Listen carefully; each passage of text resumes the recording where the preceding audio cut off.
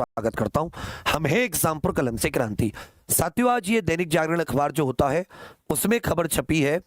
आप सभी जानते कि कल भी एक खबर आपके पास आई थी कि जो मुख्य सचिव उत्तर प्रदेश के डीएस मिश्रा जी, उन्होंने सभी डीएम जिलाधिकारियों के साथ बैठक की है, क्योंकि अब जो कमेटी परीक्षा केंद्र बनाएगी, उस परीक्षा केंद्र बनाने वाली कमेटी का जो मुखिया है वो कौन है? वो जिलाधिकारी है। एक समिति चुनेगी। दो प्रकार के आपको याद होगा, कैटेगरी ए और कैटेगरी बी वाले। तो इनको आज 27 जून तक, इन्हें आज 27 जून तक लास्ट डेट थी।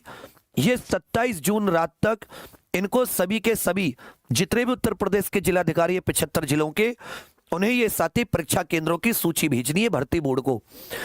और परीक्षा केंद्रों की सूची भेजनी है, उनका सत्यापन कराना है।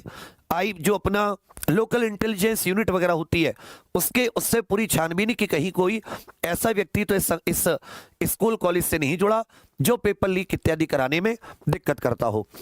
तो साथ ही इसी से आगे खबर है, सिपाही भर्ती परीक्षा दोबारा कराने की तैयारियों में जुटा भर्ती बोर्ड की परीक्षा दोबारा करने से पहले एजेंसी के चयन से लेकर अन्य सुरक्षा प्रबंधों को लेकर पूरी सावधानी बरती जा रही है।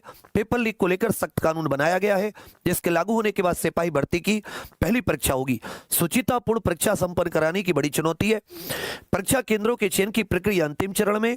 परीक्षा केंद्रों की सूची निर्धारित होने के बाद तय होगा कि इस बार परीक्षा कितने केंद्रों पर और कितनी पालियों में होगी।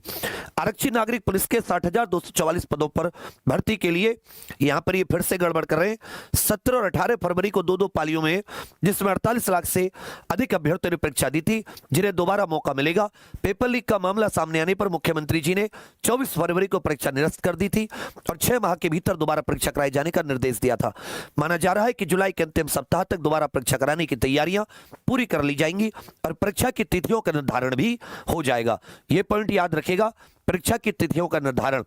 मुख्य सचिव डीएस मिश्र ने एक दिन पूर्व ही सभी मंडलायुक्त, डीएम और वरिष्ठ पुलिस अधिकारियों के निर्धारित नए मानकों के अनुरूप परीक्षा केंद्रों का चयन कर उसकी सूची बुधवार तक भर्ती बोर्ड को उपलब्ध कराए जाने का निर्देश दिया था।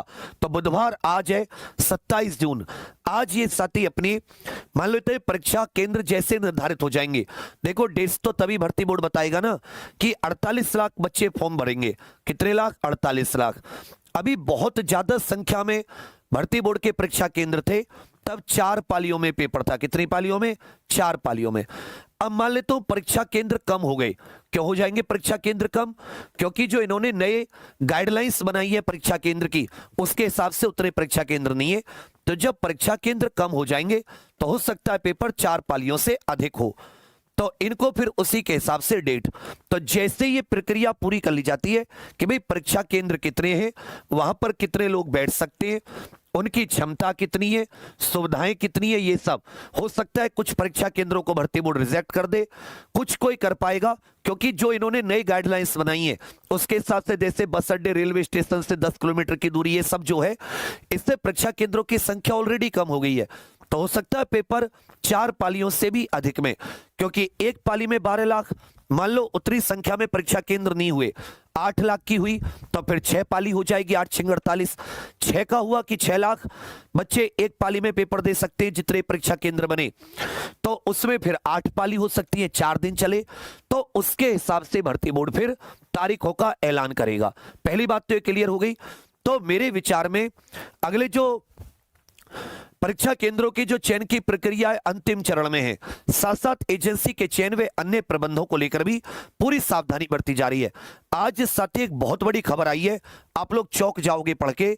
मतलब जो ये परीक्षा कराने वाली एजेंसी है, इसका जो मालिक है उसका इतने बड़े बड़े नेताओं से संबंध सामने आया है, और ये कंपनी 2017 में इसका मालिक जो भी अमेरिका भाग गया, वो जेल भी काट चुका है, वो जमानत पे बाहर है। सोचो, फिर भी बिना बैकग्राउंड वेरिफिकेशन के पेपर कराने की जिम्मेदारी इतने कम समय में दी गई एक ऐसी संस्था को जो ब्लैक लिस्टेड थी या जिस पर आरोप थे। क्यों आईबी से, एसटीएफ से, किसी से कोई बैकग्राउंड वेरिफिकेशन नहीं करवाया गया? मतलब इसमें अगर सही से जांच हो सीबीआई इत्यादि की, तो बहुत बड़े बड़े लोग इसमें शामिल पाए जा सकते हैं, क्योंकि बड़ी बात है। लेकिन ये आप जानते क्या होगा? कुछ नहीं। 2021 वाले एसआई के बच्चे आज तक अपना रोना, मतलब बेचारे रोते कि भाई हमारे साथ कितना बड़ा धांधली हुई कि इतने बड़े पैमाने पर दुनिया की सबसे बड़ी नकल परीक्षा, वो भर्ती परीक्षा नहीं थी, वो नकल कराने की परीक्षा थी उसका। तो हम तो साथी जैसे हैं छोटे मोटे आवाज उठाते रहेंगे। मैं उसकी पूरी रिपोर्ट निकाल रहा हूं, उसकी पीपीटी बना रहा हूं, फिर तुम्हें करा बताऊंगा कि कैसे कैसे लोग शामिल हैं, मतलब कितना खिलवाड़ किया जा रहा है तुम्हारे भविष्य के साथ। वो तो भला हो कि बच्चा ये पता चल गया कि पेपर लीक हुआ, नहीं तो एक भी मेहनती का सिलेक्शन नहीं होता, लाखों बच्चों के फुल में से फुल मार्क्स होते। ये तो चलो तुम लोगों ने मेहनत करके सरकार पे दबाव बना के इसको कैंसिल करा दिया, नहीं तो सरकारें कैंसिल नहीं करती। बड़े बड़े लोग शामिल हैं इसमें। सोचो